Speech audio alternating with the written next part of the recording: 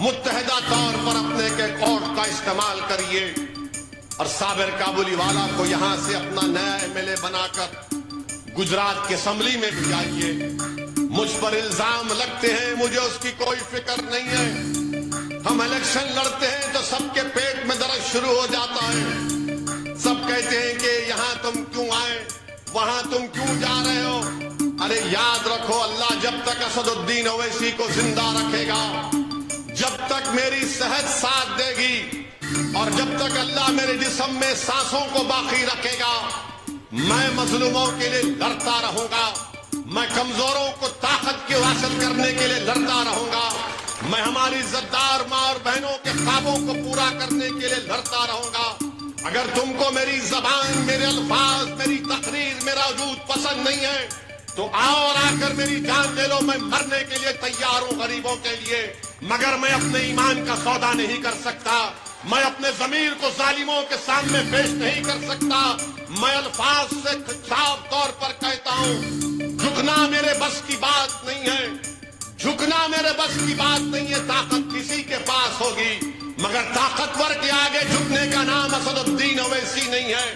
ہاں, جو سب سے بڑا طاقتور رب کائنات ہے, جس کے سامنے ہم اپنے دل اور دماغ اور سر کو جھکاتے ہیں. مگر اقتدار کی کرسیوں پر بیٹھنے والے جو کمزوروں سے ان کا حق چھین لیتے ہیں, ہم ان کے سامنے جھکیں گے نہیں. ان کی آنکھوں میں آنکھیں ڈال کر انصاف کا مطالبہ کریں گے. میرے عزیز دوستوں اور بزرگوں, یہ جمال پور کی جنتا سے میری اپیل ہے کہ اپنے ووٹ کا صحیح استعمال کریے. یہاں سے صابر بھائی کو کامیاب کریے.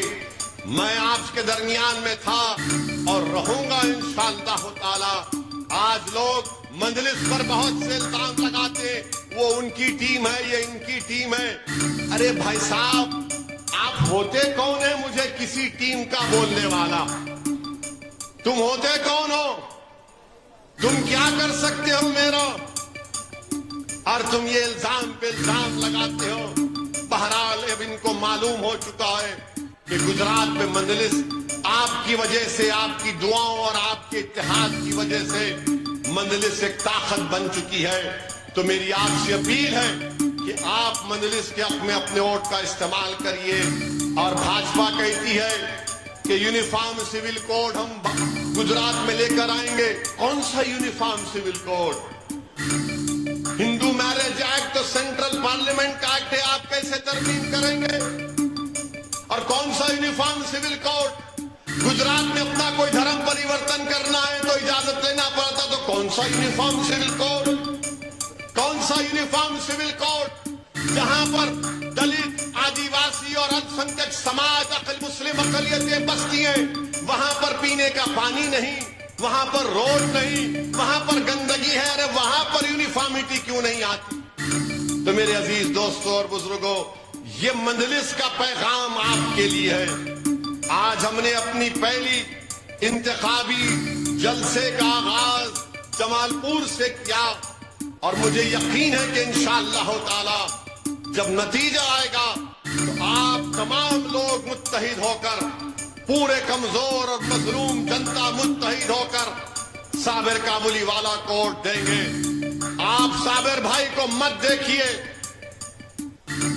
آپ اسد الدین اویسی کی بات کا یقین کریے. میں آپ کے درمیان میں کھڑا ہوں, میں آپ کے سامنے ہاتھ پھیلا کر آپ سے اتحاد کی بھیک مانگ رہا ہوں. میں آپ سے کوئی دولت نہیں مانگ رہا ہوں, میں صرف آپ سے اتحاد کی بھیک مانگ رہا ہوں. کیونکہ میں نے دیکھا ہے اپنے وطن عزیز بھارت میں کہ جب تک آپ کے پاس اپنی سیاسی آواز نہیں ہوگی, غریبوں پر ظلم جاری رہے گا جب تک آپ کا نمائندہ ویدھان سبھا میں نہیں جائے گا. لوگ ہم سے پوچھتے ہیں کہ بتاؤ, حیدرآباد میں تمہارے 7 ایم ایل اے ہیں, تم نے کیا کیا؟ میں جمال پور کی جنتا کو ایک مثال دے رہا ہوں. حیدرآباد میں جعفر حسین معراج نامپلی کے ایم ایل اے ہیں, کاروان سے کوثر محی الدین ہمارے ایم ایل اے ہیں. وہاں پر ملٹری کے ایک سروس مین رہتے ہیں, ان کے کوارٹرز کا, ان کے گھر کا مسئلہ تھا. ان گھروں کو ہم نے گورنمنٹ سے نمائندگی کر کے چیف منسٹر کے پاس جا کر ہم ہم نے گورنمنٹ سے ان کے گھروں کو ریگولائز کرا دیا. اور کیسے کروایا؟ مثال کے طور پر ایک فوجی جو اپنے گھر میں رہ رہا ہے پچھلے 60-70 سال سے، وہ 100 گز یا 500 گز یا پھر 800 گز گھر ہوتا ہے چھوٹا موٹا اس کا، تو ہم نے سرکار سے کہا کہ غریب پیسے دے کر مارکیٹ ویلیو پر گھر خرید نہیں سکتا. تو سرکار نے ہم سے پوچھا بولا سعودی اویسی کیا قیمت لگاؤ، قیمت تو دینا پڑے گا. تو ہم نے کہا 100 روپے لگاؤ. تو سرکار نے کہا 100 روپے نہیں، 250 روپے گز کے لحاظ سے، یعنی اگر کسی کا 500 گز کا 100 گز کا گھر ہوگا وہ 250 روپے گز کے بنیاد پر دے گا اور اس گھر کا مالک بن جائے گا. اس کو گورنمنٹ رجسٹریشن کرا کے دے گی. ہمارا کوئی منسٹر نہیں ہے تلنگانہ میں، کوئی منتری نہیں ہے ہمارا. وہ پورے کے پورے جو فوجی دارالسلام آ کر ان کی آنکھ میں آنسو تھے، انہوں نے کہا شکریہ ادا کیا کہ 250 روپے میں فی گز. یہ حیدرآباد میں کیوں؟ کیونکہ ان کے نمائندہ تھا، ان کا ووٹ تھا، ان کا اتحاد تھا، ان کا سیاسی شعور تھا، جو سرکار کے پاس جا کر لڑ کر یہ کام کرا سکے. کہ یہ کام جمال پور میں، گجرات میں، احمد آباد میں نہیں ہو سکتا. ہو سکتا ہے میرے بھائی، آپ کو اپنی طاقت کا اندازہ نہیں ہے. ہمارا تعلیم کا مسئلہ ہے. میں نے اپنے ایم پی فنڈ سے 10 کروڑ کی لاگت سے ایک ودھان سبھا میں نے بچیوں کے لیے انٹر اور ڈگری کالج بنوایا. صرف 10 کروڑ کی لاگت سے 100 کی تعداد میں ہماری بیٹیاں جا کر اس کالج اور ڈگری کالج میں تعلیم حاصل کرتی ہیں.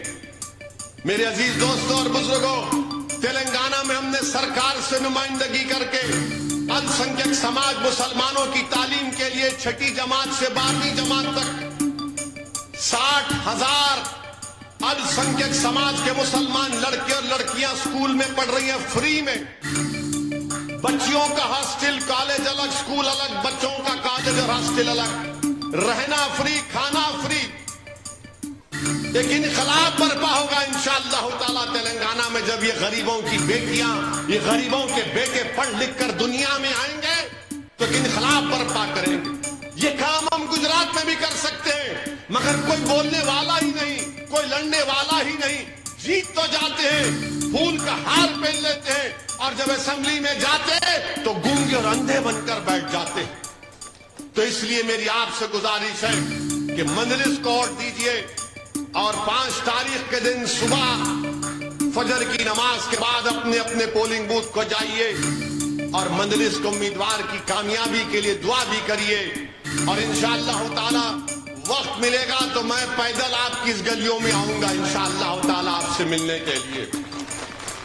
میں آپ کے گھر پر آؤں گا، آپ کے گھر پر دستک دوں گا.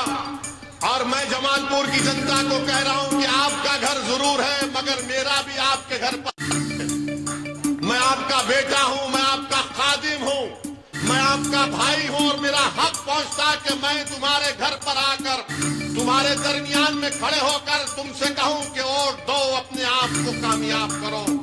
یہاں سے صابر بھائی کی کامیابی آپ کے اتحاد کی کامیابی ہوگی، آپ کے سیاسی شعور کی کامیابی ہوگی، اور ہم ایک نئی تاریخ کو رقم کریں گے گجرات کی سیاست میں کہ جب مجلس کا نمائندہ جیت کر جائے گا تو غریبوں اور مظلوموں کی انصاف کی بات کرے گا. یہی چند گزارشات مجھے آپ تک رکھنا تھا. آپ کا پھر سے بہت بہت شکریہ کہ آپ نے اتنی بڑی تعداد میں آ کر اس جلسے کو کامیاب کیا. میں اپنی ماں اور بہنوں کا، نوجوانوں کا، بزرگوں کا شکریہ ادا کرتا ہوں.